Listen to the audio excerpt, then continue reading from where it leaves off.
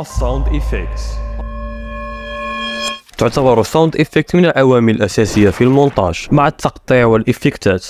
وإن كنت تتساءل ماذا أعني بالساوند إيفكتس الحديثة، فأنا أعني المؤثرات الصوتية التي تسمعها في الريلز والفيديوهات الطويلة التي تحصد الملايين من المشاهدات حاليا. والآن سوف أعرض لك كل المؤثرات الصوتية، وإن أعجبت فالرابط في الوصف.